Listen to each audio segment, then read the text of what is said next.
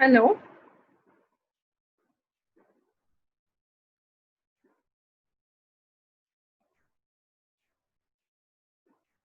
Hello, has everybody joined in or we are waiting for some more people to join in? Kanika, we are waiting for other students also. So let's start the session in next 5 minutes.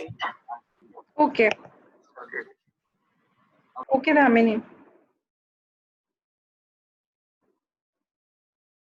Okay, so meanwhile we are waiting for other students. Why don't people who've already joined in start with some of their introductions or uh, anything what you've done in your previous class, anything what you like to tell about?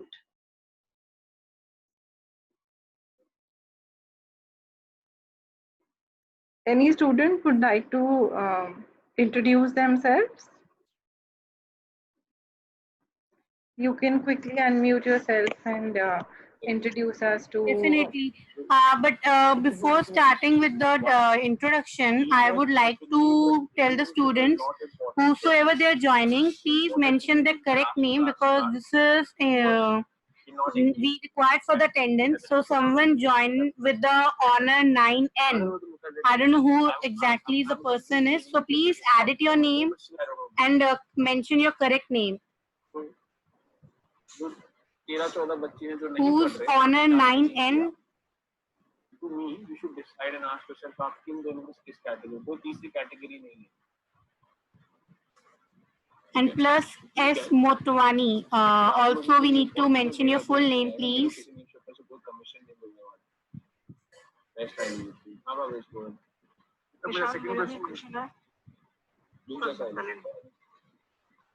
Sir, second question is like the way you said that you have been, into this industry for 15 long years. Okay, Kanika, I think you can start with the introduction part meanwhile, and I will ask students to join the session right away. Okay? Okay, thank you, Damini.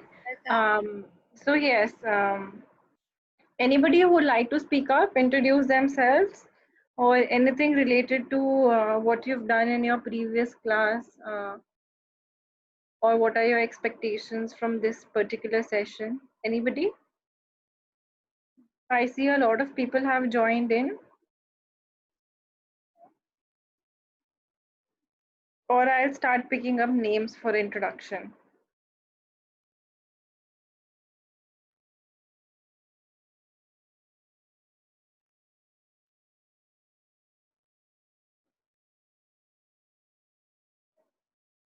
Okay.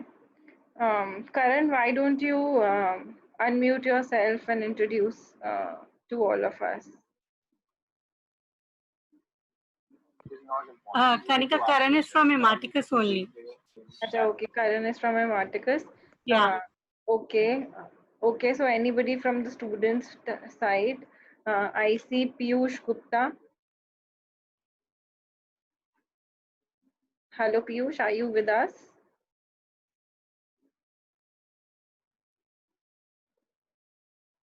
I think Piyush is not currently available. So the next on the list is Radha. Radha, would you like to speak up?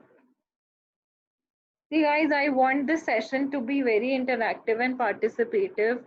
Just listening won't do any good since these are the basic sessions. So you should participate in them. You should ask your doubts and clarify so that everything. Kanika, I received the message in my, group. They're not option to, unmute themselves. So I think they are not unable to unmute themselves, so they are not able to speak. Okay. Okay. Piyush, okay, I'll just allow everybody to talk. Now, can you unmute yourself? Yes, ma'am. Yeah, sure. Hi, this side Piyush. Yes, Piyush. Hi. Hi, ma'am. I have doing job. But I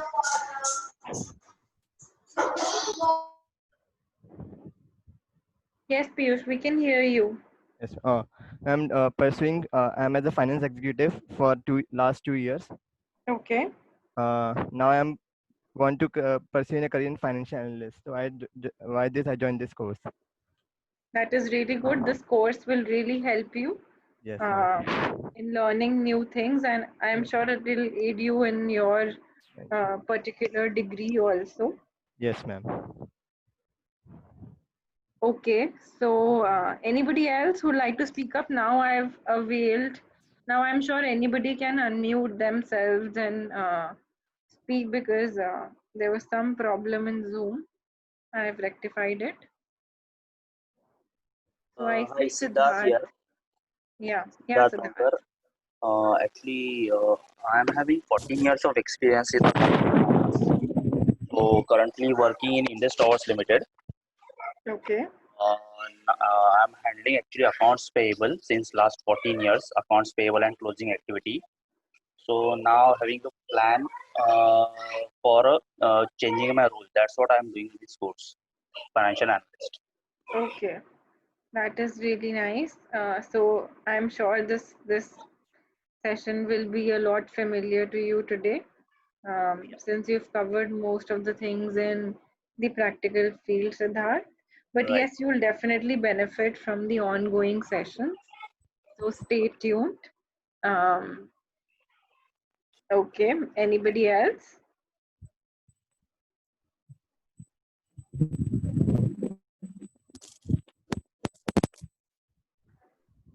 Guys, come on. We need to make this session more participative.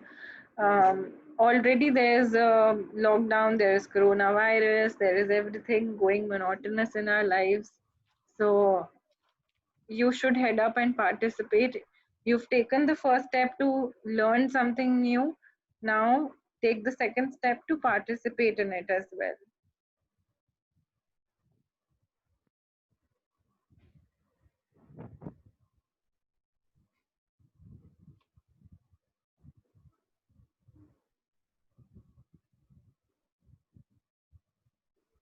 Hello. Hello. Yeah, I'm Radha this side. Hi, Radha. Hi, I am working in KPMG only from last 2.5 years in audit Oh, profile, oh, nice. and now looking for want to explore more options in finance. Okay. Okay. So you're working as in what position in KPMG? I'm working as senior. Okay. Okay, nice, Radha. We can connect sometime offline also. Yeah, sure. Please feel free to reach out. Also, I see somebody who's joined in Who's by the joined in by the name of 11908 FC3. As Damini mentioned earlier, please write your correct name. It will help you. It will help us to mark your attendance for the class.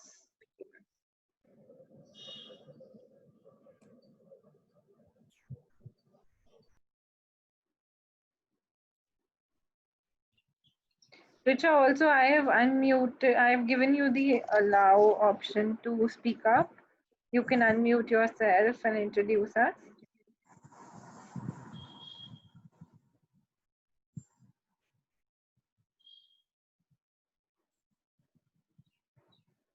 Hi, good evening, ma'am. My name is Richa. Am I audible? Yes, Richa, we can hear you. Okay. Ma'am, basically, I'm a company secretary from a legal background.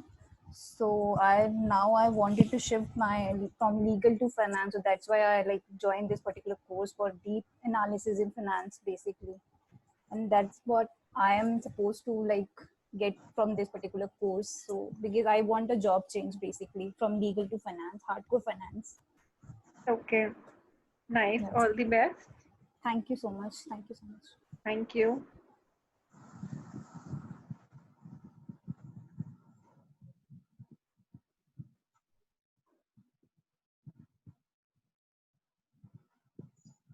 Tanika, we can start with the session, I believe.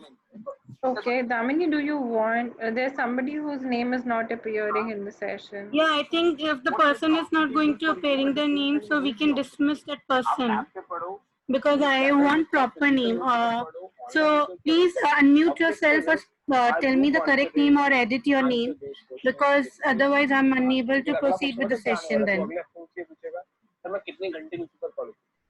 Can I know who's logged in with 11908 FCC?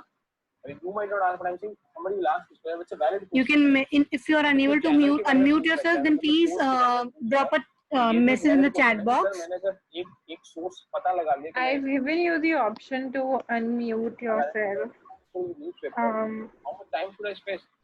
Whoever it is, 11908. So let's do one thing. Should I remove the person? Yeah, please remove that person. After 2 hours, after 1 hour, after 4 hours. So again, what's simple? You need to ask yourself, if boss मेरे को comfort या confident आना शुरू हो रहा Yeah, है okay. Yeah, let's start with the session then. ज़्यादा time डालना पड़ेगा. All right. Okay, so quick introduction for myself. My name is Kanika and I'm working with the advisory department in KPMG. I have been in KPMG for around 1.5 years now, and before this I was working with Deloitte. So I have a lot of experience in finance and advisory related fields. Today's session will be very basic session in terms of understanding. It is very, very important because you need to understand the basic terms in order to learn the advanced things. So we will be in the ongoing sessions, we'll be covering up a lot of important topics like financial modeling, some case studies. So understanding of basic terminology is very, very important. I think in class 1 also you've gone through a lot of terms which are used in finance field. They'll help you in today's class. It will be, I suppose that it will be a good revision also. And for all those who are new to finance, no need to worry. We'll go really, really slow. And after each topic, I'll give you time. I'll give you proper time to ask your queries or ask any related relevant questions to whatever topics we are going to cover in class. Even if we are not able to finish today, we have tomorrow's class as well, and we can further push it. Okay, I'm sorry about the phone call. Yes, so we can further invest time upon this. So just to begin with, two things I like to tell you before starting in. You can ask your doubts. I'll give you proper time. Do not hurry up. First, try to learn the concept and then come on the doubts. Also, it would be best that you ask me simultaneously. In case still something is left, you can ask towards the end of the class as well. You can write in the chat box. I'm sure everybody is able to access the chat box. And while I give you time, you can also unmute yourself and ask me directly. So I think that is not a very big problem, and everybody can unmute themselves now. In case anybody who's not able to unmute themselves, please tell me right now, because I'll have to do that manually.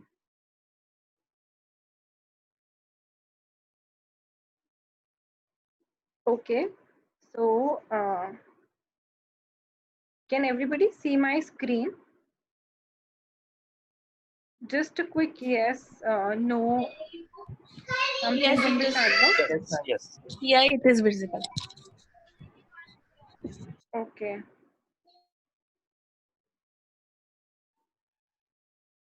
Okay, so these are the topics we are going to cover today, which include tangible and intangible assets, depreciation, investments, inventory, working capital, deferred taxes, contingent liability, equity, revenues, and expenses. So we'll go through each of them. We'll cover them over the span of 2 classes, which is today and tomorrow. I think this should be sufficient.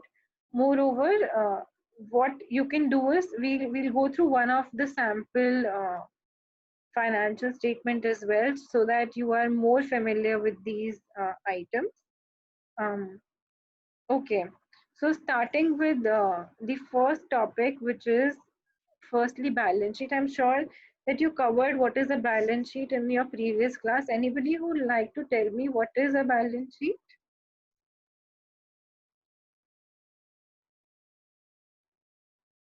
Anybody?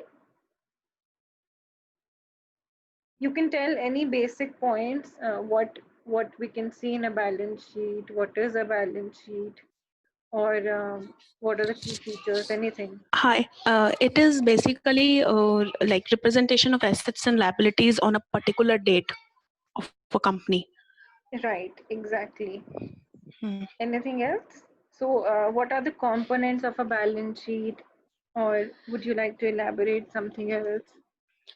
It is basically like it represents that our assets are equal to capital plus liabilities, and it represents the assets we own, the company own, and the liabilities. It gives a clear picture to the shareholders, to the other who are interested in the company.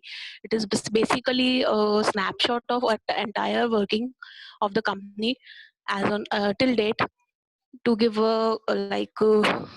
snapshot basically of the company's Yes, working. exactly. Very correctly said, Manisha. So, what is a balance sheet is, I'm sure everybody is familiar now. So, basically, a balance sheet gives you the financial position of any particular company, whatever assets and liabilities and capital is invested into that particular company.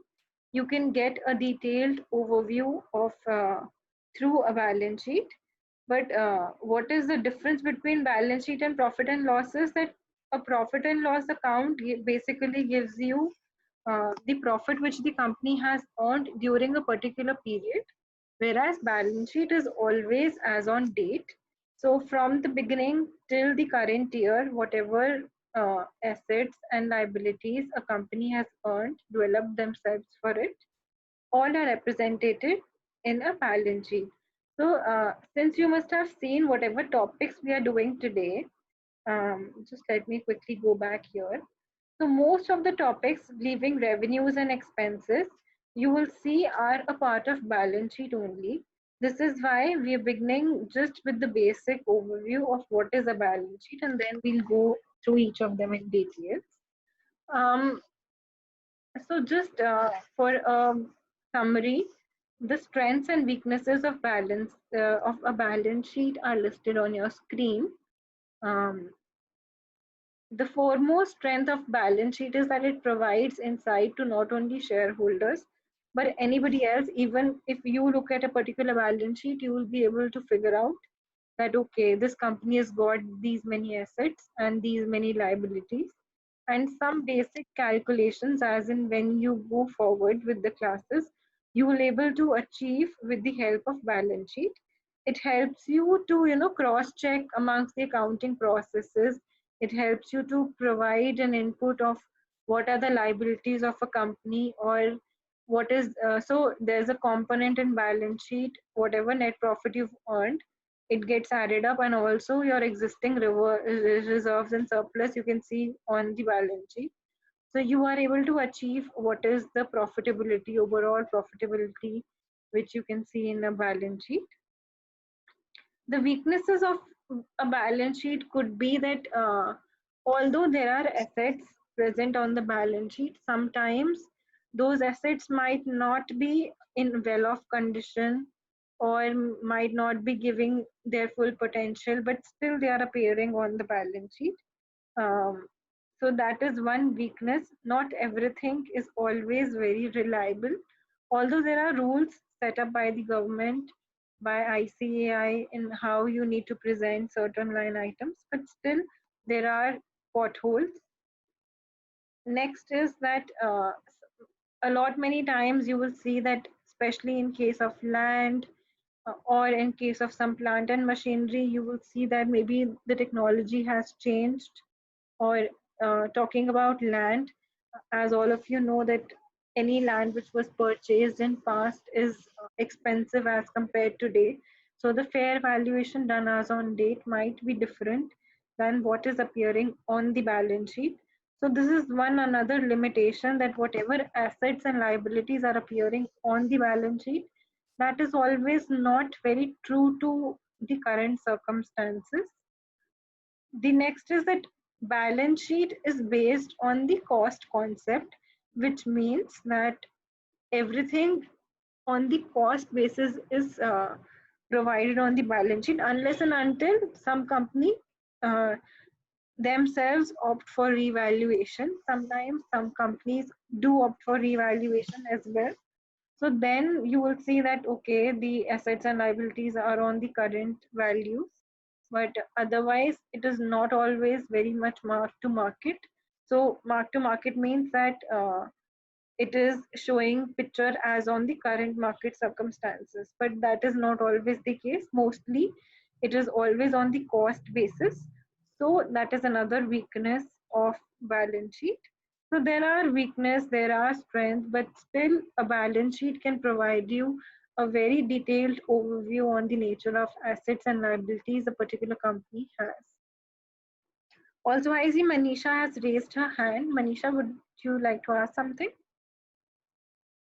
You can quickly unmute yourself. Hello, Manisha. Sorry, I missed something. I think you were asking something. No, you've raised your hand, so I just No, no, no. checking with you. No. It was Okay. by mistake. Sorry. Okay, no problem. That's fine.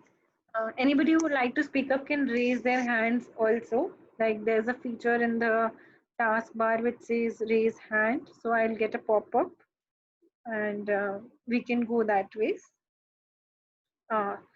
Next, coming on to the next topic. So now that you have a brief overview of what is balance sheet, I am sure that you covered in the previous class what is a standalone balance sheet or financial statement versus what is a consolidated financial statement. Anybody who would like to tell me from the previous class whatever they can guess about it, or whatever you remember about standalone and consolidated balance sheet? It does not have to be perfect, but whatever you remember, you can talk about it. Any volunteers?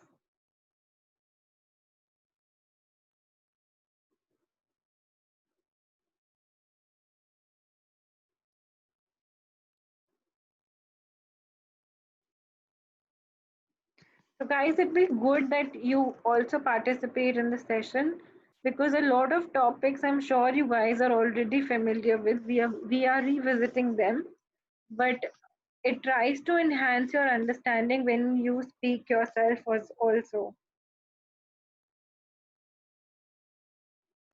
A standalone financial statement is basically from a holding company or a parent company's financial statements like profit and loss account and balance sheet. In consolidation, it has to put their subsidiary financial statement as well in their reports. That is like consolidated financial statement. Okay. Anybody else? You are absolutely right, Richa. That is truly correct. Anybody else would like to elaborate on this?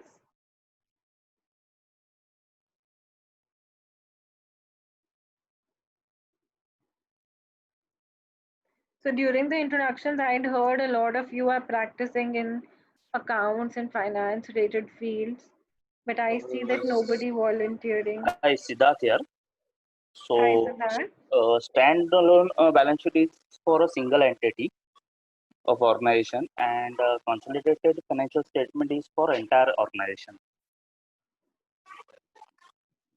Exactly.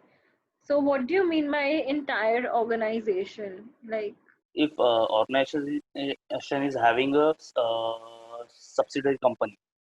Okay, so for one subsidiary company, balance sheet is for standalone, and for entire organization is consolidated. It's my understanding. Yes, you're right. Okay, anybody else who would like to elaborate on what Siddharth said? So we know the basic now that a standalone, as the name says, what is stand alone? What stands alone, right? So for any particular entity, if there is a balance sheet, then it is a standalone balance sheet or a standalone financial statement. In respect of consolidated financial statements, when there are a group of companies, uh, collectively, they will have only one consolidated financial statement. So just to give you more insight into this, not only subsidiaries are included in consolidated financial statements, but also joint ventures or some sort of arrangement if you're doing collectively with any particular company. It can be an associate, it can be a subsidiary, it can be a joint venture also. So whenever companies in such criteria come together, we have to prepare a consolidated financial statement. So for example, I'll just take Tata Group. So one is the Tata Group. So Tata Group can have a lot of subsidiaries. It has Tata Steel, Tata Power, maybe Tata Electronics, and so on. Tata Power Trading is another company. Tata Power Solar is another company. So there are 5, 6 companies maybe. So individual statements for all these companies would be standalone statements. So standalone statement can be for a individual subsidiary also, for an individual joint venture also, for an individual associate entity also. When we combine all of these together and put it in and club it into the parents' books of entities, it becomes a consolidated financial statement.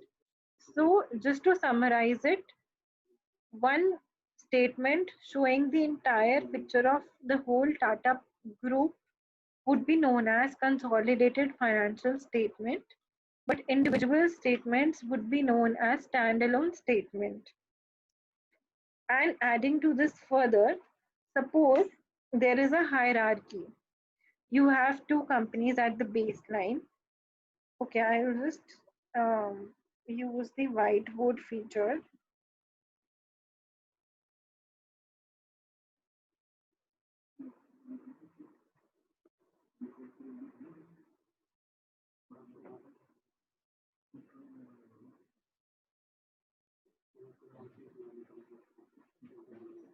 So just to explain you all, suppose there is a level hierarchy in system.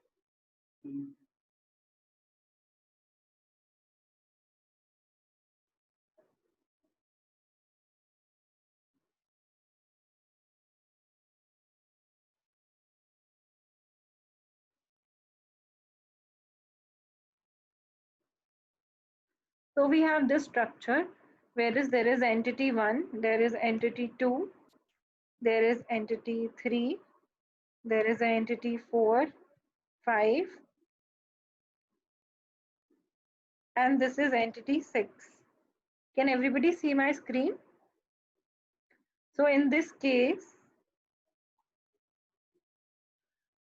the individual financial, we can have a standalone financial statement for all these 6 entities. So one will have one financial statement of its own, and 3 can have one financial statement of its own, but a consolidated financial statement in which 2 and 1 are also merged in. So now what would happen is, and there will be difference amongst the standalone statement of 3 as compared to the consolidated statement. Why? Because 3 is an independent unit. So it will have its own set of profit, losses, assets, and liabilities. But when combined with 1 and 2, the picture can be different. So this is why we will have to prepare separate consolidated financial statement for 3 and a standalone statement as well.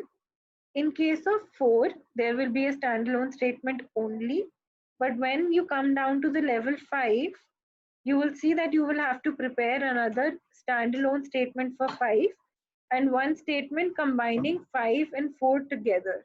So that will become the consolidated financial statement up till this level. In the case of 6, you will have one standalone statement for 6 and one consolidated statement in which all the entities 1, 2, 3, 4, and 5 are combined together. So one way of doing this would be that in the books of 6, you combine all these entities, all, or another way of doing this could be while you're preparing consolidated financial statements for 6, you can simply add up the consolidated financial statement for 3 and 5 and you will get the correct picture as well. Everybody is clear with how we decide on to how you have to prepare financial statements at various levels? Anybody who has any queries regarding this, because this is very important? I hope that I'm not going very fast and you guys are really understanding on whatever we are covering. Okay, if you guys have understood till here, please quickly write in the chat box a thumbs up, yes, no, maybe something.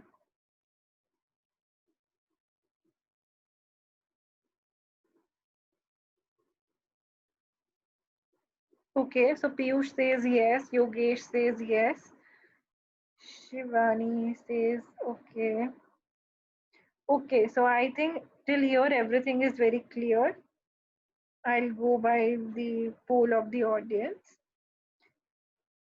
Okay, so now what happens is that some things are very common in a balance sheet. Like you will always find some assets, some liabilities, you will always find equity share capital or some varieties of share capital. Suppose there can be equity shares, there can be preference shares. You will always find some of these items, but some items make balance sheet really special. Not always you will find all these items in a particular balance sheet. Starting with what is firstly, whatever you can see on screen is these 4 items, which are goodwill. Okay, we'll just go very, very slow. So first item is goodwill. Anybody who like to tell what is goodwill, don't look at the screen. Just whatever from your understanding, you know that, okay, this is goodwill, or any fair idea what you have regarding goodwill. It means Anybody reputation. quickly? Can we say that it's reputation, the monetary uh, valuation of the reputation, basically? Monetary valuation of reputation. Yes, that is correct, but something, so who does this valuation or why would be presented in a particular balance sheet? Anything that sort? Is it something like that due to the brand name that we pay sometimes for a product more than the worth of it? So just because of the brand, is Yes, it? yes, you're right. You're absolutely in the right direction. So it is basically like the in order to purchase a particular asset, sometimes we are willing to forego extra amount of money, but although the value of that particular asset may not be that much. For example, just taking out the current circumstances, you can find a local mask maybe for 100 rupees and the same mask, big brands like Manusen or maybe some other brands like Wildcraft are selling for 600 rupees. So the quality of the mask might be identical, but still we are ready to pay a higher price when it comes down to brand, but we are not ready to pay that much price when we are purchasing the same quality good from a local vendor. Why this is happening is because that particular brand has established an unknown, unseeable, or no physical touches there, but still there is some goodwill, or maybe there is some good reputation that that particular brand has established for themselves. The differential, that is, if you are ready to pay 600 rupees and in the market we're ready to put readily available at 100 rupees, the differential of 500 is what is known as goodwill. You cannot see it live by your eyes, but yes, obviously there is a difference, there is an added advantage added to it just because it belongs to a particular brand. So sometimes when mergers have occurred, or some company has invested into some bigger company, or maybe invested into a particular product, or maybe new technology, we often see that an additional line item is added in the books of accounts known as goodwill. So not always you will come across this item, but for your understanding, it is immensely important to know what is goodwill. The second item which we are going to cover over here is deferred tax asset and liability. Any idea what is a deferred tax asset or a liability? Any, even a vague idea will do on this note. Anybody? It's a timing difference related to some timing difference of some expense, like for accounting and taxation purposes. Like we prepare some expenses allowable in the during the year for accounting purpose, but when we are preparing return for the income tax purpose, we have to add back this expense or partially allow that expense. So this timing difference creates DTA or DTL. Yes, you are right. Anybody who would like to explain this in a more maybe layman language so that everybody can explain? You are very right technically, but just for the beginning, I want to know if anybody can explain it more in the basic nature. Anybody who would like to volunteer?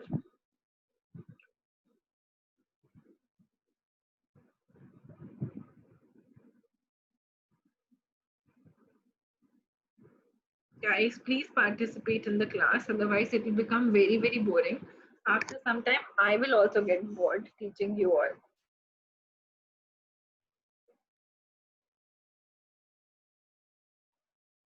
Okay, just a yes, no, maybe. I'm not very sure you have a fair idea, you don't have a fair idea.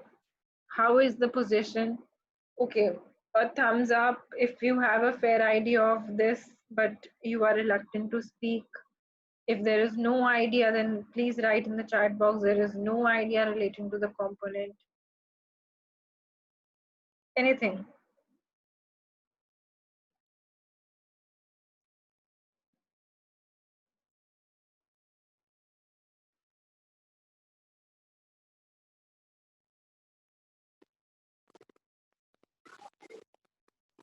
I see no responses.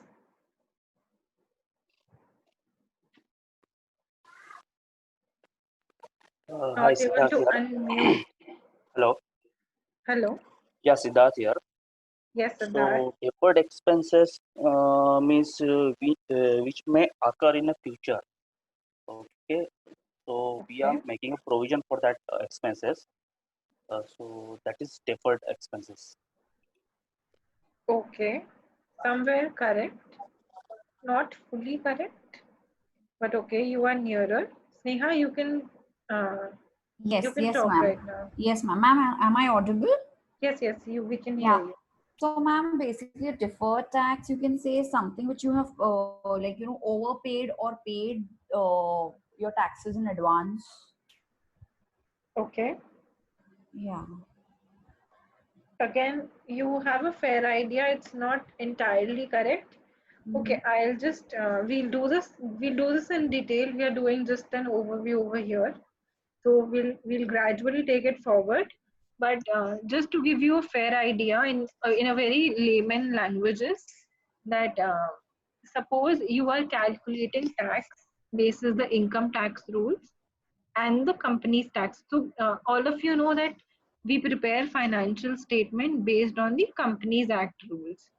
So there are particular accounting standards which are given by ICAI and approved by MCA, and we have to follow them while we are preparing our financial statements. On the contrary, there are different rules given by Income Tax Act, according to which we have to calculate the tax and deposit it to government. So where the difference arises is that sometimes for tax purposes, you will see that every year the income tax authority gives you some sort of benefits. Like, okay, do this much saving and you will get a tax deduction on this. Or invest in this particular business and you will get your tax deduction for n number of years. Like in power industry, or maybe if you are inculcating a sugar plant or maybe a water purification plant, then you get some sort of tax incentives. But while you are preparing your Companies Act financial accounts, you cannot apply income tax rules by preparation of your balance sheet or your P&L accounts. You will have to go by the Companies Act rules.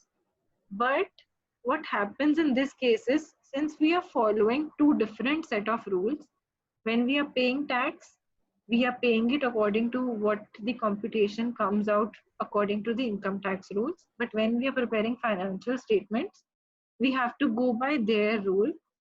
So at many times you will see that there is a difference in the tax calculation, what comes out in case of Companies Act rules and in case of income tax rules.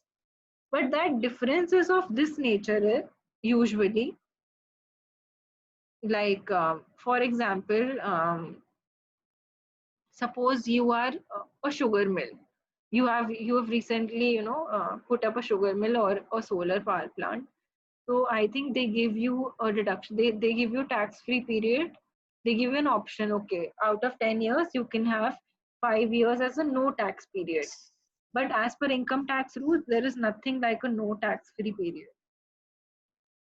So every year you will have to show a calculation that this much tax is occurring.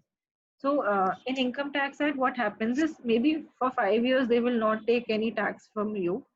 But from the end of 5th year till the 10th year, they will definitely take out some tax from you when you're getting into profits and everything. So in order to mitigate this gap, a special component was introduced, deferred tax asset or liability. If the difference is positive, we create a deferred tax asset. If the difference between the two calculations, that is as per Income Tax Act or as per the Companies Act, is negative, we might create a liability. So we'll do this topic in detail, but I think just for overview, you've understood that how did this item come into existence, because there is a difference between the two rules and we have to follow both of them in the respective areas. We cannot say that, okay, I've paid this much tax, so this will be the exact recording in my books of accounts. We have to follow the accounting standards. So this is why, just to mitigate the gap, we have introduced two components. At a time, it can be only a deferred tax asset or a deferred tax liability. You will never see that both of them are coming in a particular balance sheet. But one of them you will always see is appearing in every balance sheet. Why? Because of the difference. And that difference is usually there for everybody, for all the companies who are preparing financial statements. So are you able to understand, like, fairly, okay, why we have introduced this component? I know that currently you are not able to demarcate, okay, when it will be a deferred tax asset or when it will be a deferred tax liability, and there are more additional rules to how you have to formulate it. But in a layman's language, I am sure that it will be clear by now. The next component, which is a special component, is investment in associates. So a quick homework before this component, before we go on to this component, I want you to do is that you have to search out what is the difference between a subsidiary, a joint venture, and an associate. So I've mentioned three different types of organizations. One is a subsidiary, one is a joint venture, and one is an associate. So everybody, you have to search it out on internet, and it is very easily available. For today's purposes, anybody who has a brief idea also, what is the difference between the three? I'm not saying just exactly I want word to word definition, but anything that comes to your mind, that why we have placed in three different names for something that sounds very, very similar. They all are similar. Not very clear, but just I can give you a brief like about it. Like Yes. I want a very brief. Subsidiary is basically where the company holds a major portion of shareholding, maybe more than 50 or 51%, and joint venture is like two different companies are entering into to do a project, like it's a project based joint venture. Okay. Like two different companies are joining hands and doing a project, and this is closed. And associate is also like a holding company is not holding, the parent company is holding some shareholding in the lower company, but maybe entire not more than 50%, it's 20-26% around. Okay. Yes. So very correctly said. So just so these percentages, and there are a lot of rules. Firstly, in order to make any entity a subsidiary or a joint venture or an associate, and again these rules are different across different sections. So you will see definitions of associate, joint venture, and subsidiary keep on changing according to different set of rules. But just talking about the companies act perspective, and in a layman's perspective, what you can say is a subsidiary can be termed as a particular company, obviously below the parent company, on which the parent has a lot of control. Maybe it has the control to determine all of its directors, or it has 100% control or more than 51% control, as rightly said by our fellow. And so it can exercise a lot of control, maybe 100% or full control over a particular entity. So we club it as a subsidiary. The next is associate. So subsidiary and associate are very much related. The only difference is on associate, you can exercise somewhat control. Not 100% control is always there. It is always less than 50%. But yes, they value the parent's opinion. The next case is a joint venture. So there are different types of joint ventures as well. So you will not, so subsidiaries can be partial or wholly owned subsidiaries. So that is again comes down to the percentage thing only. But joint venture on the basis of their nature are of different types. But broadly, what a joint venture is, sometimes a company come together to jointly use a particular asset, or jointly leverage a particular project, or jointly operate a particular entity. So in that case, two companies meet up, but no particular one company has control over the other in any case. It is like more like a partnership agreement sort of a thing in respect of maybe operations, in respect of a particular project, in respect of a particular asset. That could be said as joint venture. Suppose you and I, we decide that okay, one particular laptop, we are going to use it together. So all the terms and conditions will be mutually decided amongst you and I. No one person would be the deciding party. That sort of a relationship would be known as a joint venture, where only I dictate my terms. It can be a subsidiary, it can be an associate, depending upon how many terms I can dictate of my own, or the parent can dictate of my own. So broadly, this is what is known as in investments, and this is known as subsidiary, joint venture, or associate. So in times, so many times what you will see is that a particular company usually what happens is this you can usually see in a standalone balance sheet, wherein you will be able to see, okay, this company has invested this much amount in a subsidiary or an associate. So associate, I'm sure everybody is clear now what is an associate.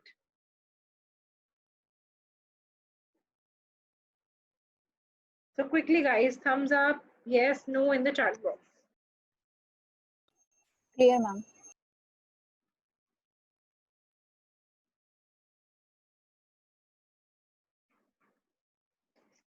Okay, now coming down to the next topic, what is a minority interest?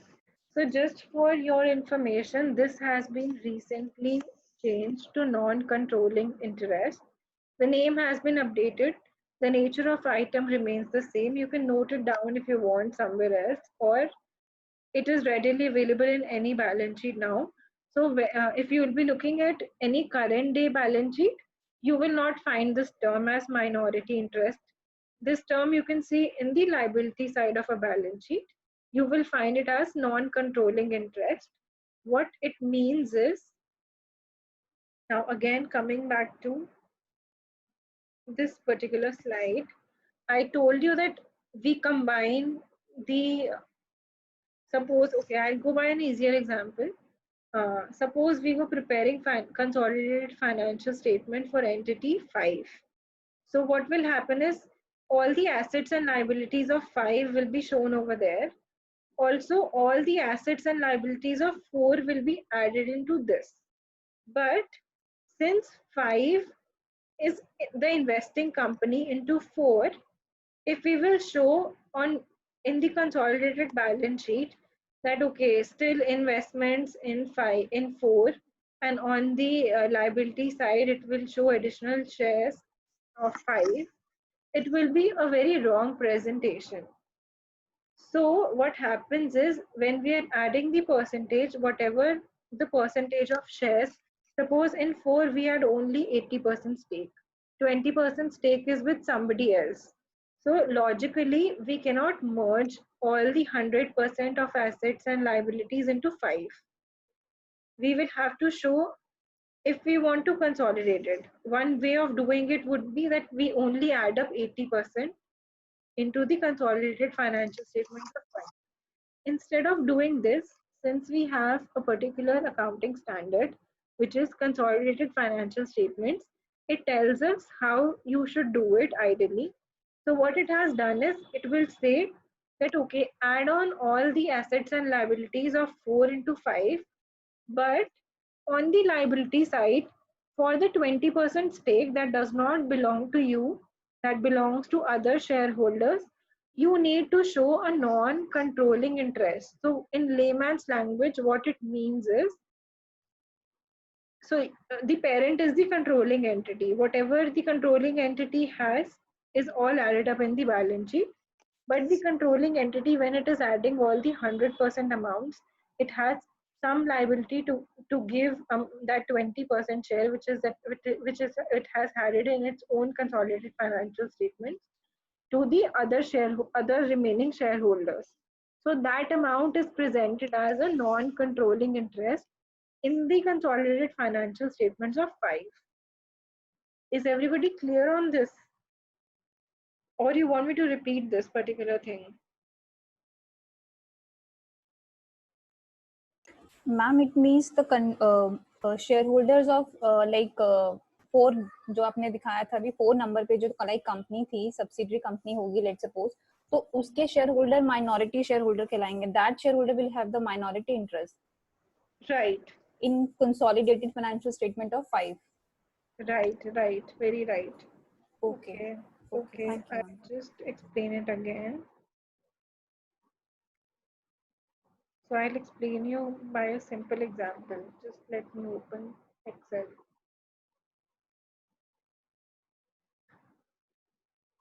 I think that it is not very clear to everybody. So we'll just quickly go around this.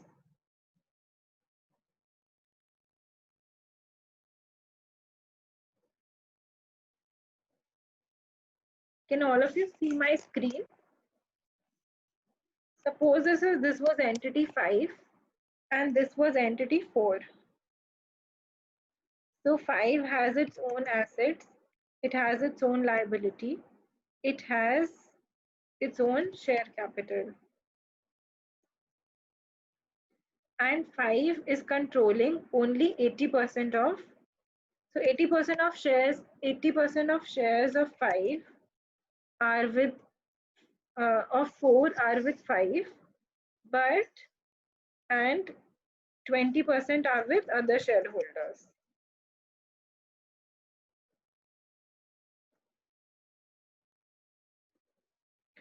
So like I was explaining you, not always you will have 100% shares of any particular company. You will have other shares also, right? Suppose if today I decide to invest in Reliance, I cannot buy entire of Reliance. I'll be investing maybe in 1 share or 2 share or maybe 10 shares. So that will give me some percentage of the stake in Reliance, not entire percentage of that particular company.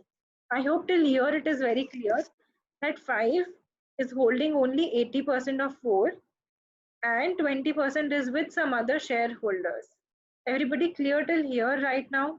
What I'm trying to say? Please write yes, no, okay in the chat box.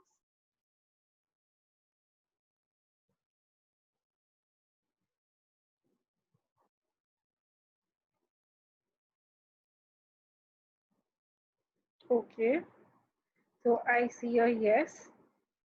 Okay, so now 5 has its own asset. So I'm taking a very basic example in order to make you understand. So what is happening is 5 has its own assets and liabilities and share capital. Okay, similarly, when we are presenting these standalone statements for 4, the standalone statement will be 100%, right? Standalone statement, you will not make 2 standalone statements wherein you will bifurcate, okay, 80% 5 is invested in me and other shareholders are having 20%, so I need to prepare 2 financial statements. That will never be the case. You will always see for one particular entity, which is 4 over here, there will be only one standalone statement which will have 100% values. So suppose this was 50, this was 40, and this was again 10. So this was the balance sheet of 4. One way of doing the consolidated balance sheet would be simply add all these.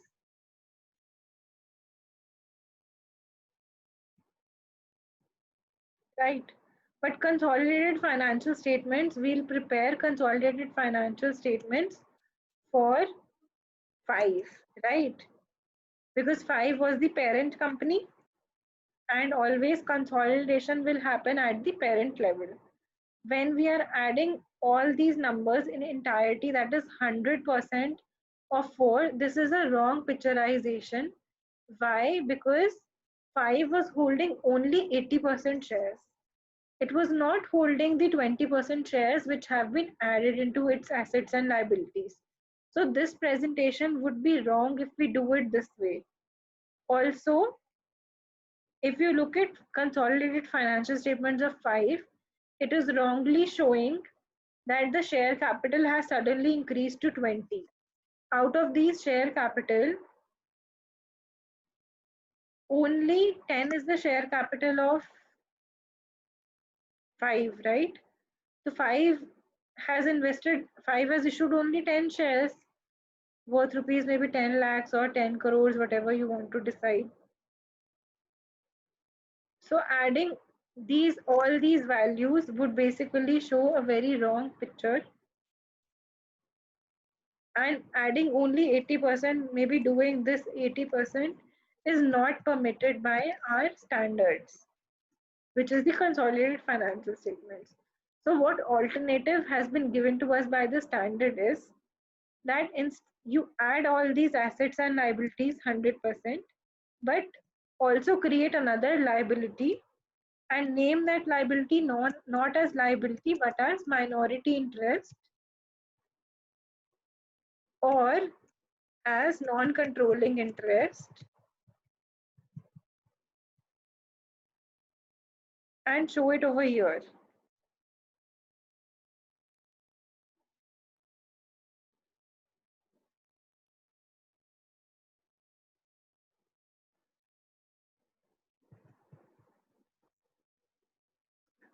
So now what happens is there is a detailed guidelines on how you have to calculate this particular component. I have given you just for understanding that okay, what we are doing basically. But this is not exactly the differential as it is coming out to be here. There is a detailed calculation what is done.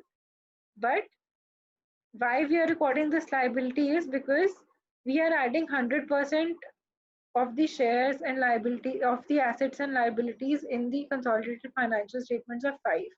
So subsequently, since out of this all these, since we are adding 100%, where will the interest of these 20% go? So we show it in our own financial statements as a particular liability that okay, we've added the entire of it, but there is an additional liability which we have to give to the other shareholders. We have to return back their money to them. So we record an item additionally of liability nature in the liability side as non-controlling interest. I hope this is clear to everybody now. Still anybody has doubt can quickly unmute themselves and ask me where the problem is. Because I remember that a lot of you were confused earlier.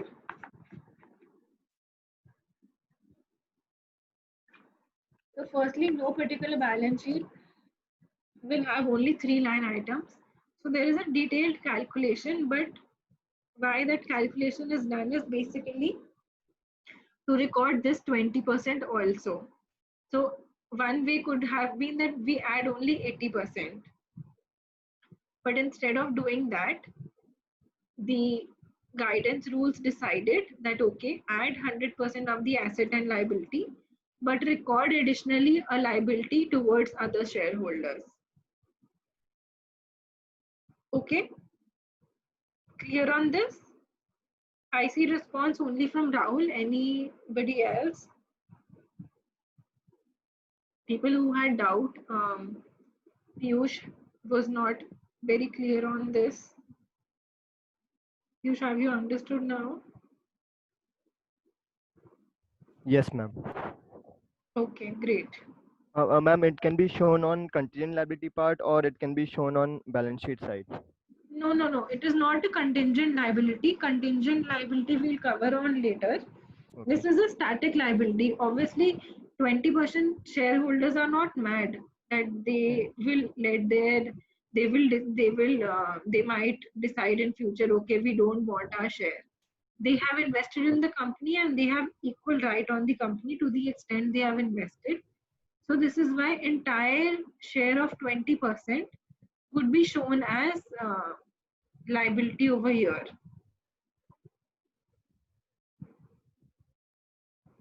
Okay, ma'am. Okay. Okay. Okay. Yes, ma'am. So this is how it goes. So now, just a quick exercise. One more homework or one more thing I'd like you all to Google out. So you will find deferred tax liability. Any company whose balance sheet or PN or financial statements, any company of your own interest, take out the annual report of that company for financial year 2020, 2019 or maybe 2020 also, for some 2020 must have been done now,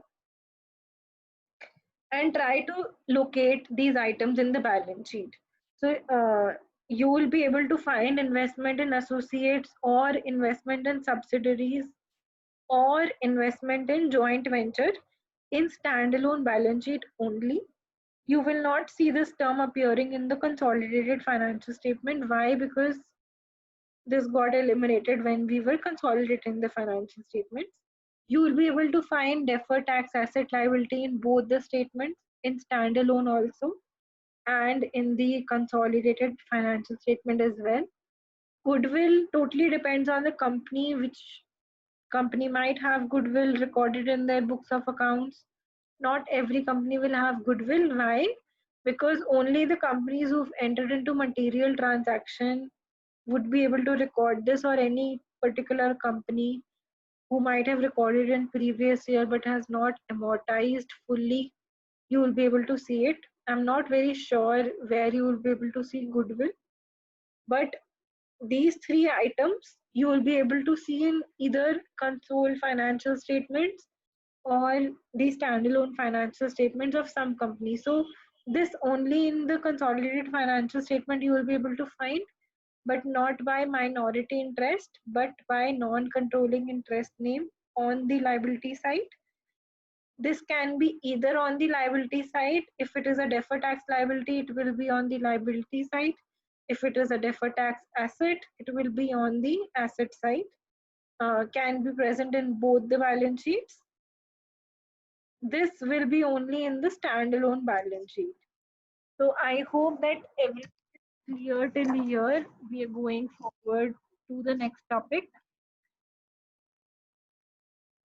Are you guys able to see my screen?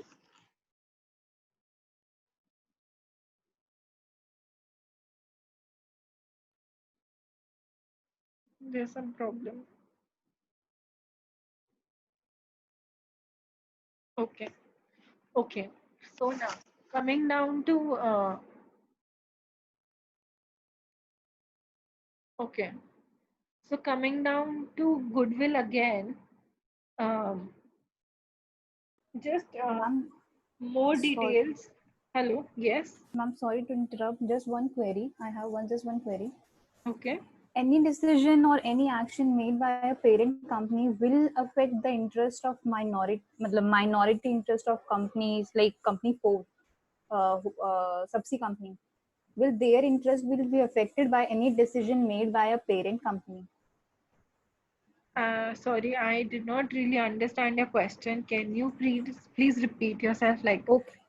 Ma'am, like in example, your example, company 5 and company 4. Company 5 was the parent company and company 4 was the subsidiary company, let's suppose. okay. If any decision or any action or any transaction made by company 5 will affect the interest of minority shareholder of company 4. No. So, what is happening in consolidated financial statement is, firstly, a consolidated financial statement is just for presentation purposes. Just for example, let's talk about you. You have your own business line, but you've also invested some money maybe in a food joint. Okay. So you have made that investment. When you will want to know, okay, by the end of the year, what is the total amount that I've earned or what is my net worth, you will not only add your business into account. Suppose you have a garment business. So you will add that garment business also, but you had made an investment in the food joint as well. So you will want to show it in your own net worth also when you are presenting. So you will want to know both of them, like combine how much you've earned or how much your net worth is, and also individually also. So the individual role is played by the standalone statement, and the combined part is played by the consolidated financial statement, where you are adding the figures of the food joint along with yourself. But the independence of controlling, of maintaining, of running that food joint will not always lie with you. It will lie with the person who's operating it, right? Right, ma'am. Correct. Yeah. Similarly, not you will not see that, okay, every time you will be able to finance 100% of any particular food joint. Even if it is a small one, maybe you and your friend, both of you have collectively invested into it, but a third person is running it. Okay. So your decision might not affect the running of that food joint equally, because your friend is also involved into that particular business. So maybe you can have an equal right, maybe you can have a lesser right, maybe you can have substantial right. So that is why I gave you that homework of learning into what is a subsidiary, what is a joint venture, what is an associate. Consolidated financial statements are not made only for associates, only for joint ventures, or only for subsidiaries. It is made for all three of them, depending upon the nature of relationship between the parent and the subordinate entity. The subordinate entity, I'm naming it as X, and it can be of any type out of the three types I have labeled it. the control will vary. If X is your subsidiary, maybe you can determine, okay, the samosas are not working fine. You need to change the recipe, or you need to, focus on the sale of jalebis, maybe not the samosas. You can maybe make that much amount of decision, but again, the final decision will lie in the hands of who's operating it. In case of an associate, maybe you don't have that right also to make that kind of a recommendation. And in case of a joint venture, you will have to always consult with your other investment partner that, okay, I am thinking this. Do you agree with this? If you agree, then we can try and talk it out. So it totally depends upon what is the nature of relationship, and accordingly control will vary. But what we are studying over here is just simple presentation in terms of the rules and acts we are living with. So we are living with the accounting standards and everything. So in the accounting standards, it is saying that club it this way, so we are following it this way. If tomorrow they decide to amend the financial statements and they decide, okay, no need to record additional 20% liability, just simply add 80% only, then we'll start doing that. So this is more in terms of regulation perspective, or how the rules are framed. Otherwise, operation and financial presentation are two different things. I hope this is clear now. Yes, ma'am, clear. Thank you. Okay, great. It's good to ask doubts. I really welcome all of you to speak up, because it's a good practice that you don't carry your questions around, and maybe somebody else might give you some different answers, and then you'll not be able to achieve what you are here for. So it's good. I really appreciate you asking good questions. Okay, now coming back to the topic, we've just done an overview of goodwill. Now deep diving into it. So, like I had said previously, whatever excess amount we are paying to purchase a particular asset or liability, the excess of that purchase consideration is known as goodwill. And it can arise because maybe the market value is lesser, and whatever value we are charging is higher, and the customer is ready to pay that higher value because we have a special advantage, or maybe the quality is that much. So we've established ourselves towards the life of the company. That becomes a goodwill. And in the financial statements, if you will see where goodwill is recorded, it is usually recorded in intangible assets, which comes under the fixed asset section. So since goodwill will not remain only for like 3 months or 1 month, it is something that you've established over years of practice, and that is likely to continue for 12 months or more. It is always a fixed asset, and since it does not have any physical presence, you cannot touch or feel goodwill. So it is an intangible asset. So always you will find, wherever in whatever financial statements you look up, goodwill always will be coming under the fixed asset section, and in the fixed asset section it will be coming under the intangible section. Also, goodwill may be amortized in some cases, may not be amortized. Usually it is not amortized because, like I said, that you don't plan that, okay, 1 year I'm going to perform well, or I'm going to maintain a good brand name, and from second year onwards I will start having a third class quality, so let's depreciate it. It is not always the case. You will always want that, okay, if you have a certain level of brand name, the company will always want to expand it further. So goodwill is not amortized, but sometimes it is tested for impairment.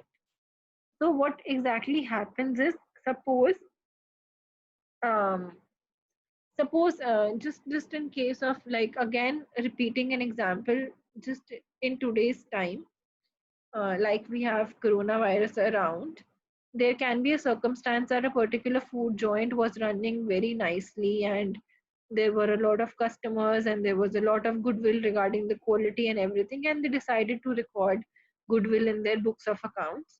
They were not amortizing it, but now the food joint is not running, even though the quality was good as per the earlier circumstances. But in today's circumstances, that restaurant is on the roadside, or maybe it does not qualify that much or to be a very good quality restaurant or something. So they might decide that whatever we've recorded does not suit according to the today's circumstance. Now the customer's expectation of quality is different, and our brand value is not able to deliver that much. They might decide to depreciate or maybe remove the value of additional goodwill that is coming into their accounts to give a more fairer picture. So that is what we call as tested for impairment. Impairment, you can just label it as an unexpected loss or any loss circumstance that has occurred, maybe due to economic conditions, maybe due to political conditions. It can be any external or internal factor, and sometimes we might have to depreciate. We might have to amortize a substantial amount out of the value that is appearing in financial statements. So whenever this is done, what additionally you will see, just it's not covered over here, but just to give you more deeper understanding, whenever you will see that something is getting impaired in the financial statements, or exceptionally goodwill is getting amortized in the financial statements, you will see an additional footnote or maybe in the accounting policy additional notes describing as to why this particular thing was done, because it is not a normal practice. Whenever we deviate from our age old practice, the reasons for those deviations along with additional explanations are always mentioned in the accounting policy section or in the footnotes of the particular notes to accounts.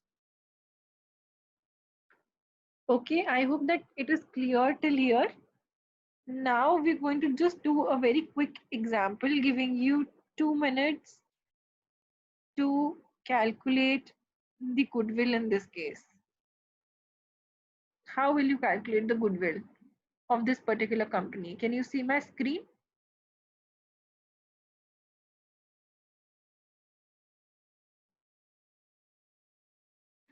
Quickly, anybody answers in the chat box, or anybody who would like to speak, describe. We've done this previously.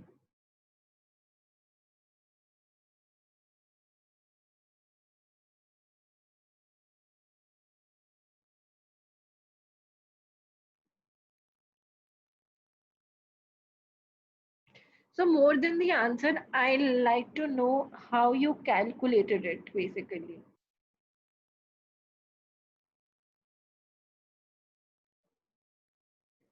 Okay, I think Manisha has done the answer. Manisha, why don't you explain how did you calculate 40? I have a doubt on it, but actually, asset key book value is 440 and fair market value is 480. That is why I calculated 40. But now I am looking at it. The higher price is due to investments. So basically, investments don't have to do anything with the goodwill. So we just have to look at the fixed assets. So fixed assets book value is 150, but we can get 180 from the market. So I think 30 should be the goodwill. So I don't know. So just to give you an insight, first calculate the net assets of the company.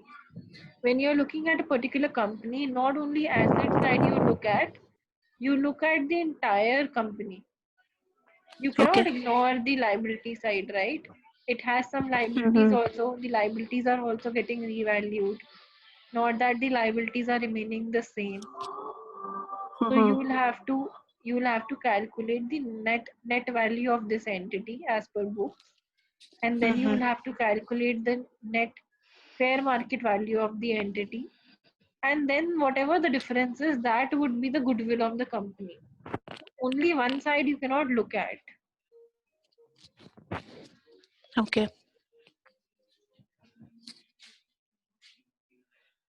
Anybody else? Till now, I don't think I've received any correct answer in chat box. That I hope I've just explained the calculation, redo it and send it across. So just to give you more insight, when you're purchasing a particular company, suppose this was the company I am looking at, and I want to know that what is the goodwill of the particular company. I will have to see the net assets of the company, which would mean that I will have to see the assets and the liability side both, because the two things together form that particular company. Not only the assets I will look at, I will also consider these liabilities also. And then whatever the differential is, that would be my goodwill.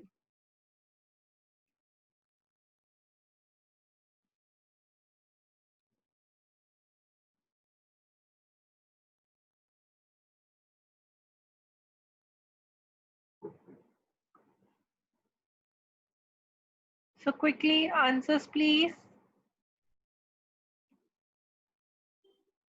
Everybody understood the logic of this calculation?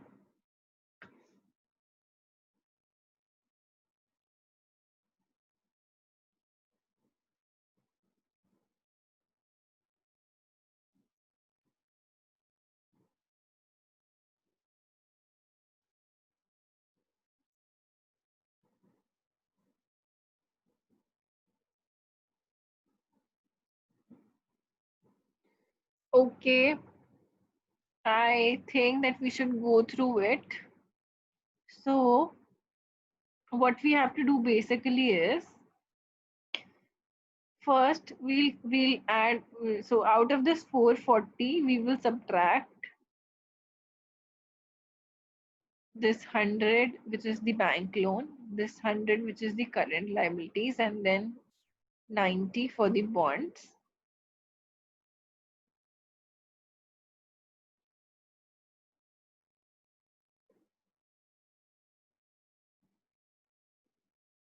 And a similar exercise we'll do over here. And then difference between those two values would be the goodwill.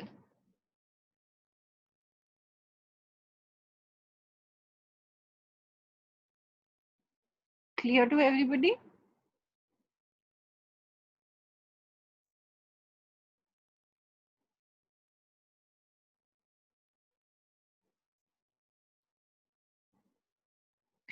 Okay, now coming on to the next topic, since we've done goodwill, so the next topic, again coming down to the fixed asset side only, we are covering tangible assets. I'm sure everybody knows what are tangible assets. Quickly, anybody who would like to elaborate on this? Although the slide is also in front of you, but anything. So I'll ask a variety of questions. So anybody who would like to volunteer, I'll ask you questions and we'll cover this topic in a fun way. Tangible assets with what we can see, or it can be a monetary benefit for long-term period. Okay, one question for you, a quick one. Give me any examples of tangible assets. Any two examples. Plant and machinery and land. Okay, great. Anybody else who'll up for questions?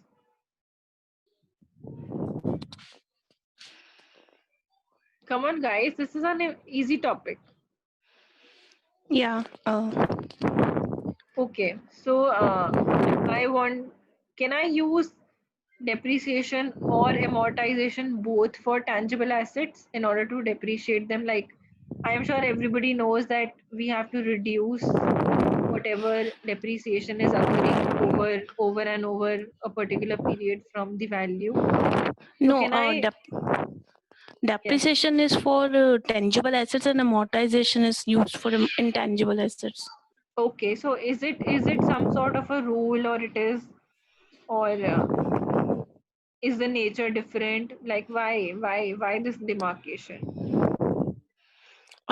I think depreciation is an allowable expense which you can claim in your this books and all, books also, and Okay. is allowable as per, but intangibles amortization is not allowable. So one reason is this, you are very right, and one reason is practice. So industry wide, it is a practice that with assets you use depreciation, with intangible assets, I mean with tangible assets, you will see that only depreciation is used, and with intangible assets only amortization is used. It is like an age-old practice that has been developed over years. It is not any rule which is mentioned anywhere as per my knowledge, but it is more like a practice. And yes, there are added reasons that depreciation is allowed in income tax, and again amortization is not allowed, and many more such reasons which are there. Those reasons have, I think, come up later on, and in order to demarcate it and make it easier for the authorities also, we have decided to have two different terms, although the nature of expense, whether it be depreciation, whether it be amortization, is the same. So the nature of expense is same but two different names. And why two different names? Because of practice. It could be the reason that tangible asset can be depreciated, but whereas when it comes to intangible assets like goodwill or trademark, these are something that they are not depreciated. These are the uh, assets that are not depreciated actually in practically. Might be this is the reason for these two different terms. so just to add on, and correct it a bit, goodwill is not always depreciated, not always amortized would be the right word. Trademarks are sometimes amortized. Suppose you have a trademark related to some particular technology or something, there can be a circumstance that it is getting amortized. um, Again, not always. Also, in special circumstances are the cases where intangible assets are recorded. So not always amortization will be associated. Why? Because intangible assets also get created only in case of special circumstances. So for special circumstances, a special name. Um, but yes, in general, intangible assets also do get depreciated, matlab do get amortized. Not all the intangible assets are expensed off, but yes, some are expensed off. Right to use is expensed off, or um, some technology, that some special technology which you have invested in, that technology, so technology is a very common example which you will see across various industries these days. As soon as the technology comes up, it is not something very physical. We record it in some software, some technology, we record it as an intangible asset in the books of accounts or in the balance sheet, and we do amortize it year after year, because you can see with the pace how technology is getting depreciated, right? So intangible asset, especially technology or software, you will be able to find in uh, most of the tech savvy organizations, or uh, in other organizations also you will be able to see them, and you will be able to see that okay, amortization is also being charged, and sometimes impairment is also being done on them. uh, Goodwill and trademark are exclusive in the intangible asset category. Okay, so anybody who's up for the next question, quickly, we have like 20 minutes. I am really sorry I did not give you any break in between since it was just a 2 hour session. So skipped on it. In case you guys are tired or you need difficulty to register and everything, we can end the session 10 minutes early or 5 minutes early depending upon um, your convenience or whatever the group says, uh, since I missed on the break part. In case you don't want a break, we can continue further. Rahul, you've raised your hand. Do you want to say something?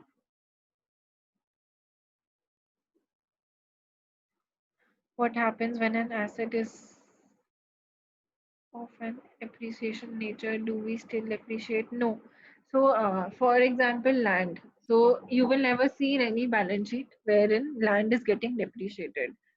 So, on land, we do not charge depreciation. We let it remain on the cost.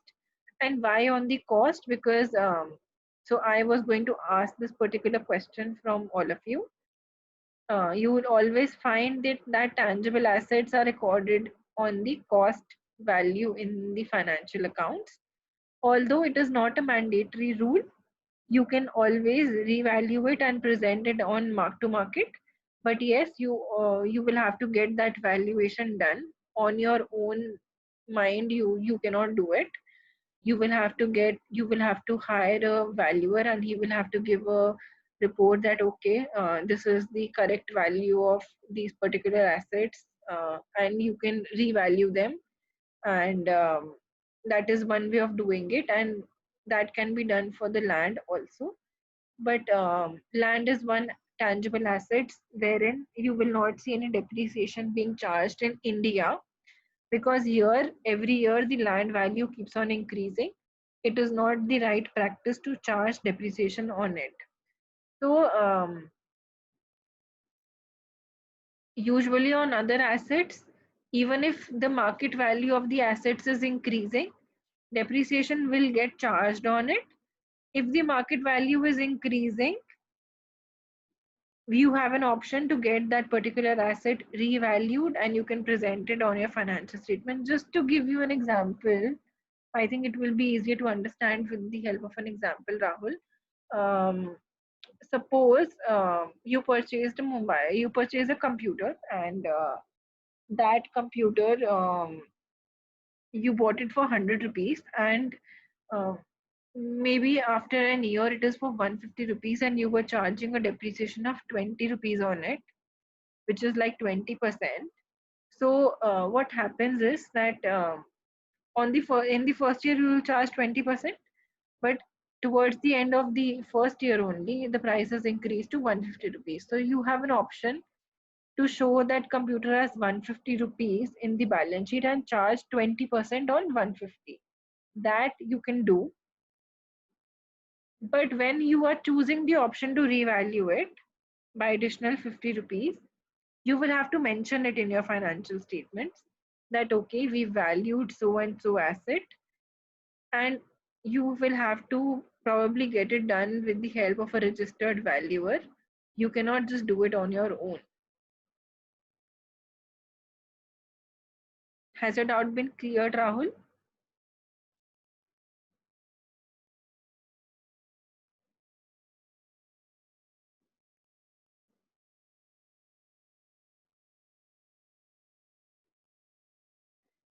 So I have not really come across any particular asset except land on which depreciation is not being charged. Um, Pretty much on assets you will find that there is always wear and tear and there is always depreciation being charged. The rates can be different, but there is depreciation always. So now just quickly summarizing the tangible asset part. It has been going on for a very long period of time now. Firstly, we record it as historical value, which is basically the cost price of the asset. Then we have to depreciate it every year. And then the net value is shown in the asset balance sheet side. What this means is, suppose you've got some subsidy, uh, the government has also given you some sort of incentive, maybe maybe 1 lakh rupees out of 5 lakh rupees government is ready to finance. So you will not present it as 5 lakhs since you got a subsidy of 1 lakh. You will present it at 4 lakhs. So that is the cost to company. So you will present it on the net value. One way is this, and other way is that net value also means that you will reduce the depreciation out of it. So whenever you will see any financial statement, you will see one full detailed note in which there will be gross value of the asset, then there will be the accumulated depreciation, and then there is net value of asset. So let me see if I have some open items for you. So this is something which you will find in all the financial statements, be it consolidated, be it any standalone financial statement.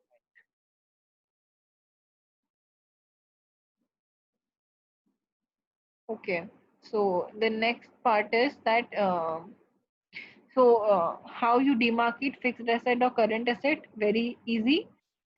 Anything which you've decided that you want to hold on till 12 months, and it is going to stay with minimum 12 months, and it is going to stay with you for a very long period of time. That is always your tangible fixed asset, and something which you are thinking that okay, you don't want it for so long, you are probably going to give away with it, or it is not going to remain with you for a very long period of time. That would be your current asset.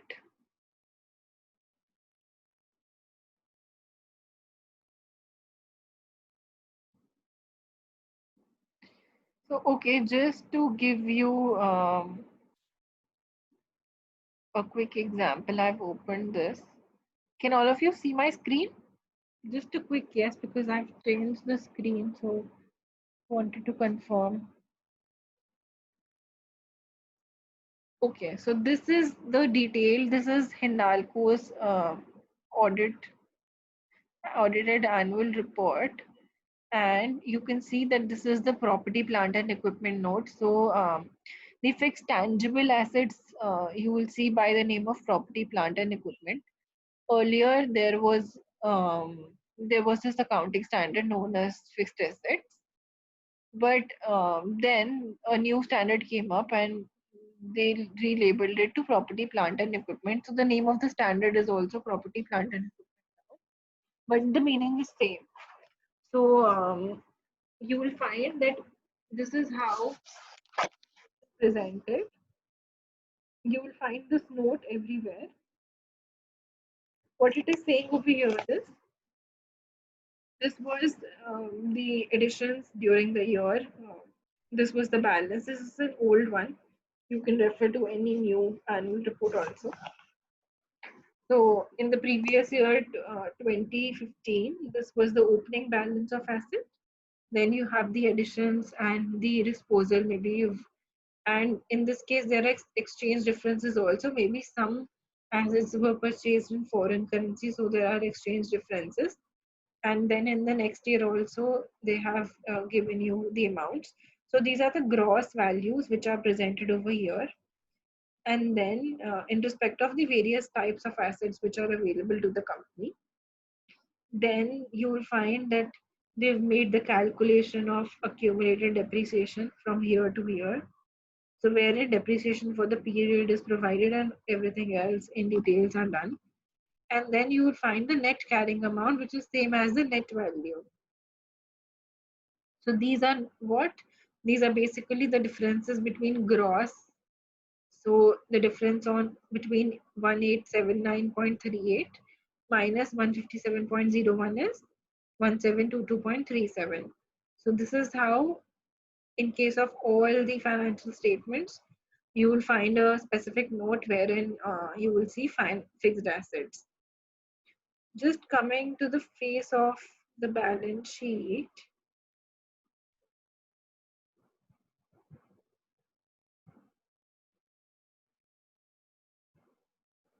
So, okay, before that, I've just crossed the detail note.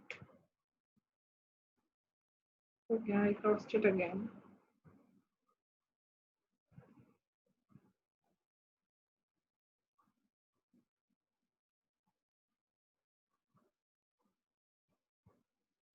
So like in financial statements, what you will find is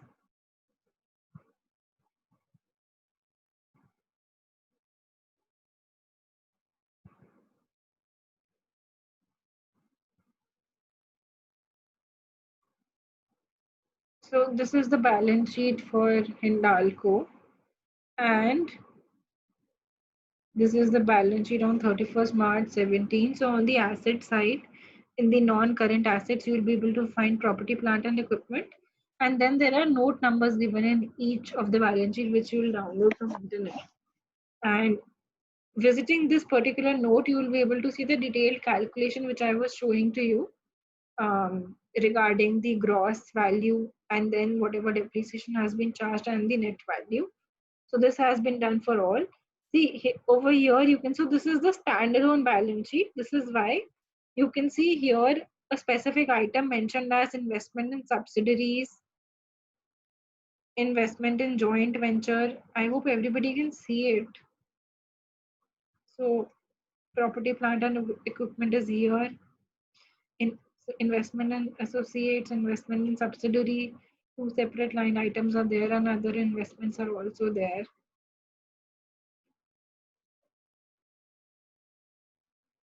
Then in the liability side, you don't find any non-controlling interest or minority interest. Why? Because so usually what will happen is above the other non-current liabilities and below the equity, here is where you will find the non-controlling interest. So this format is also given by our standards. So this format pretty much remains the same across any company which you will pick up. But you can see here that there is a deferred tax liability given over here. So why net is written? Because I told you that there can be only one type. Either there can be deferred tax asset or a deferred tax liabilities. In the asset side, you won't find any deferred tax asset since there is a liability given below. So in this particular example, there is no goodwill. This is why, but there are some intangible assets. So we'll go to this note. It is below. I hope that you guys can see.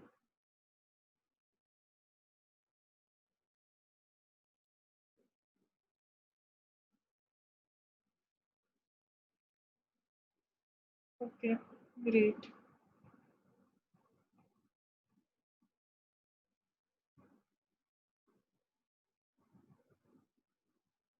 So as we come down, this order remains the same.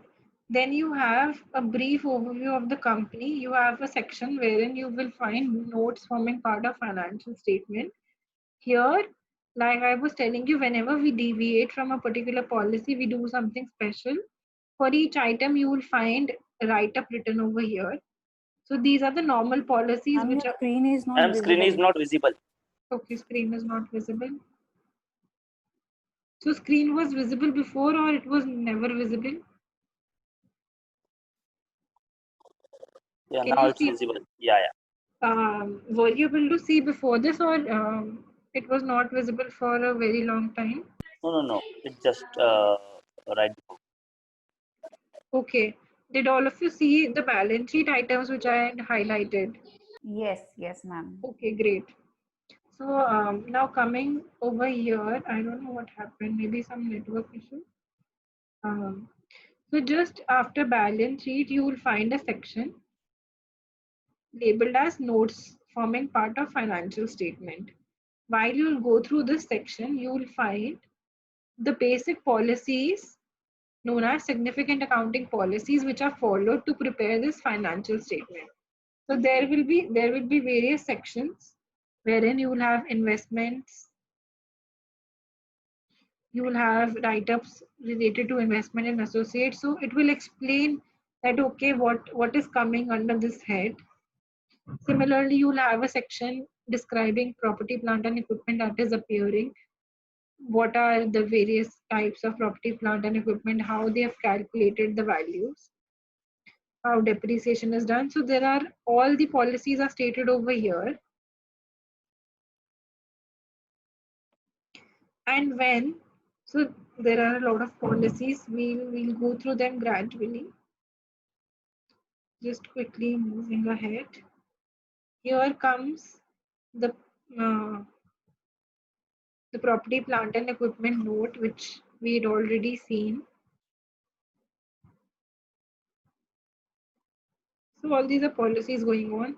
This is the property, plant and equipment note. So you can see the original cost, depreciation, impairment that has been done, and then the final carrying value for all the various types of property, plant and equipment this standalone entity has. So you'll always find two tables. One is for the previous year and one is for the current year. And in this case, and here you can see whatever deviations they have done. Supposedly they revalued some sort of property, or like in this case, it is written that companies share in jointly owned asset has been grouped together. So they have given a bifurcation, a detailed bifurcation in the footnotes. So this is exactly what I was talking about. So everything is very well explained in the financial statements themselves. Whatever various nature of policies or whatever deviations from those policies are being followed, everything you will be able to find in the relevant sections.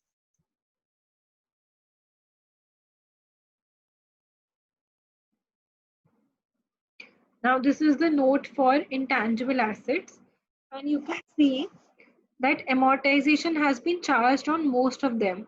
Like I was telling you, only in case of goodwill or trademarks you will find that amortization is not done, but other intangible assets, usually amortization is also there.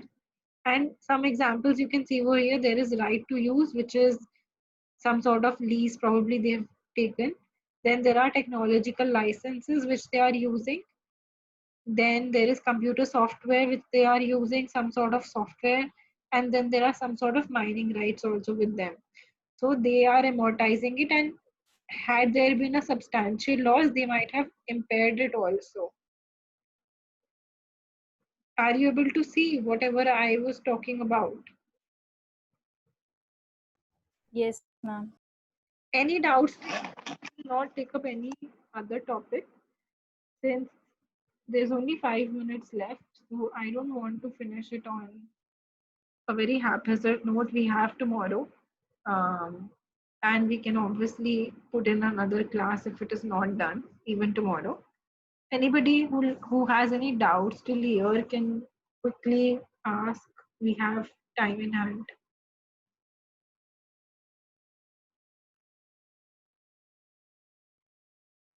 Or I should assume that everything is very, very clear to all of you. No, trademark will not be amortized in ideal circumstances.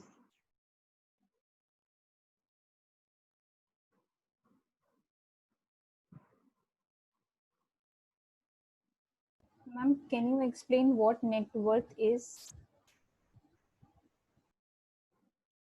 Okay, so net worth in layman's language is basically whatever you've earned up till a particular date, maybe from the beginning till the current period. That is known as net worth. Again, according to various rules or whatever rules you are following, the definition of net worth can change a bit. You know, sometimes what happens is, uh, in the most basic way, I would say net worth would be asset minus liabilities. But again, what all you are supposed to subtract, because there are various nature of liabilities. Some companies record their preliminary expenses, that is their initial, maybe they are when they are going on board with their shares being issued. There are some expenses incurred at that point of time which they record as assets in their financials. So in some cases, maybe in India, they are not taken as assets, but they are recorded in the financial statements as assets.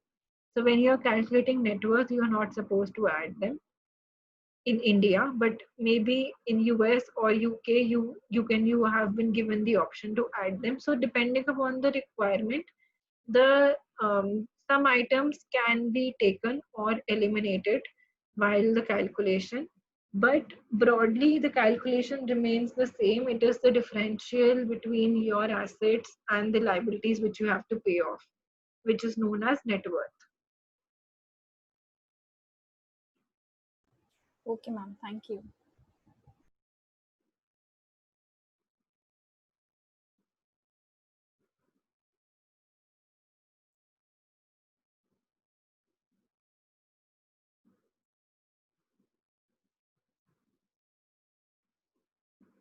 Anybody else? Okay, I see Rahul has written something in P&L. We can find the interest component. Where can we find how much of the principal has been paid off? So the principal amount and the interest amount you can find in the cash flow. It is if it has been paid off. Also in the relevant note. Suppose it is a loan account on which you have interest incurred and you have principal which you've paid. So there will be a movement schedule in the loan note. So how you can navigate is, firstly go to the balance sheet. On the liability side, you will be able to see that particular loan, and again, like I told you, for every item in the balance sheet there is a specific note number given over there. So navigate to that note number and you will be able to find the details of that particular note.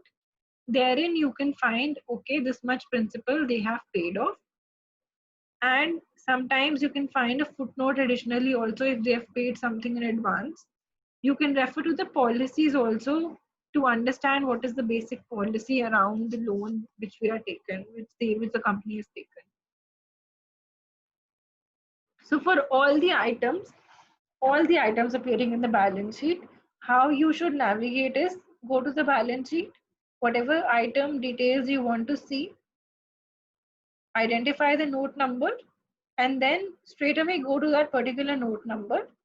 You will be able to find the number calculation and the schedule of the particular component over there. There can be or cannot be additional information in footnotes, that is just below the schedule. Some notes can be given describing what is there in the note. If still you are not clear, you should go to the notes initial section wherein all the policies are mentioned.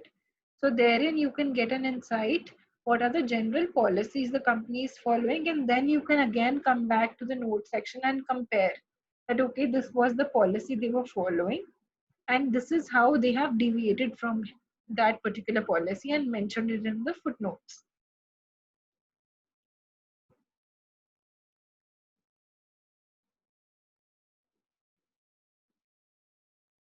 Okay, I hope it's just 9 by my clock. Anybody has any other doubts, or we can quickly wind up the session?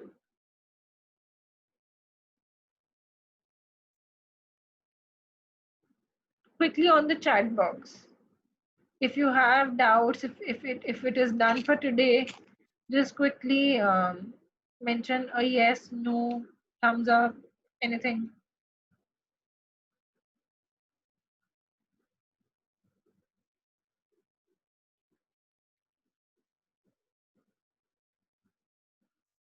Carrying value is same as net value.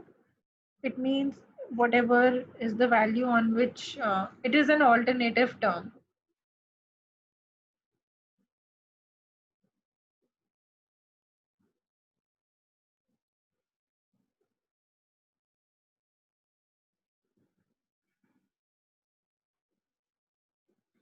So, okay, I think we are done for today. I hope that you guys had a good time learning new things. We'll resume tomorrow, cover the rest of it. You can go through this much portion, go through balance sheet or financial statements of your choice, any company of your interest. please go through, have a look. I'm not saying that you need to study in depth everything. Just an overview is enough so that you are comfortable navigating across the balance sheet or across P&L. Tomorrow we'll be focusing more on the P&L items and the remaining balance sheet items. I think that is all from my side. Any feedback you like to give me, or whatever you found best in today's session, you can quickly write on the chat box or unmute yourself and let me know.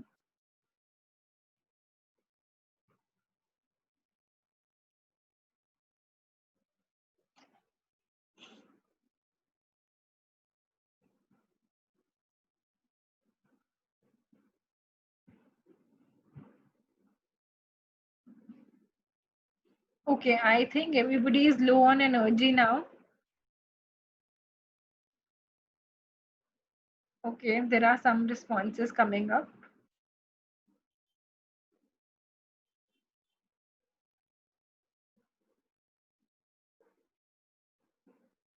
Okay, great. Thanks for the good feedback. Stay connected and do try to look up at least on some financial statements. We'll get going tomorrow, and